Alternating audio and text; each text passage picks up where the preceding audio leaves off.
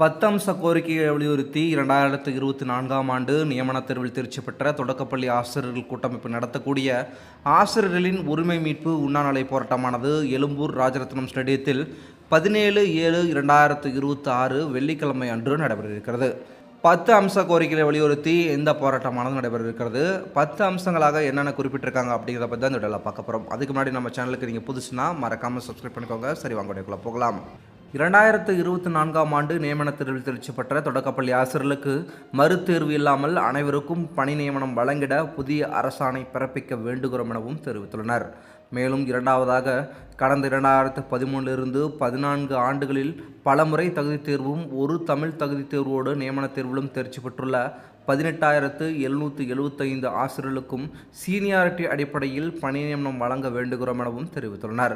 மேலும் RTE 2009 சட்டத்தின்படியும் அரசாணை 149 படியும் தேர்ச்சி பெற்ற ஆசிரியர்களை கடந்த 2021 முதல் 2024 வரை TRB தேர்வாணையம் ஆண்டு அறிவிக்கையில் அறிவித்த காலி பணியிடங்களான 11,270 மற்றும் தற்காலிக ஆசிரியர் காலி பணியிடங்களான சுமார் 8,000 சேர்த்து மொத்த காலி பணியிடங்கள் 19,270 உள்ள நிலையில் தமிழக முதல்வர் அவர்கள் கருணை அடிப்படையில் பணி நியமனம் வழங்க வேண்டுகிறோம் எனவும் தெரிவித்துள்ளனர். தொடக்கப்பள்ளியில் SMC மூலம் ஆசிரியர்களை நியமனம் செய்வது சென்னை உயர்நீதிமன்ற தீர்ப்புக்கும் அரசாணை 149க்கும் எதிரானது. எனவே நியமனத் தேர்வு மூலம் ஏற்கனவே தகுதியுள்ள 18,775 ஆசிரியர்களுக்கு பணி நிரந்தரம் செய்ய தமிழக அரசு வேண்டுகிறோம் எனவும் தெரிவித்துள்ளனர். கடந்த 14 ஆண்டுகளில் வெயிட்டேஜ் முறை, மதிப்பெண்கள் மாறுதல், போதிய நியமனங்கள் இல்லாமை, அரசின் கொள்கை முடிவுகளால் வாழ்க்கை இழந்தவர்களில் 90% பெண் ஆசிரியர்கள்.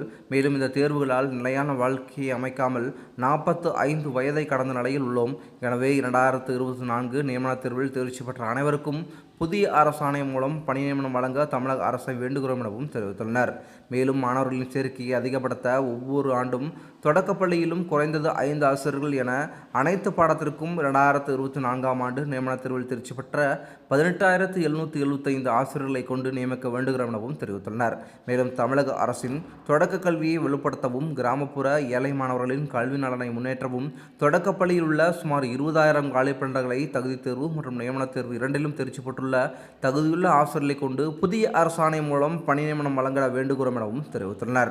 அரசின் நிதிநிலை கருதி புதிய அரசாணை மூலம் நிரந்தர பணி நியமனம் பெற்ற பிறகு ஓராண்டு காலத்திற்கு மாதம் 25,000 குறைந்தபட்ச சம்பளத்திற்கு சேவை செய்ய ஒத்துழைப்பு வழங்குவோம் என்பதையும் தெரிவித்துக் கொள்கிறோம்.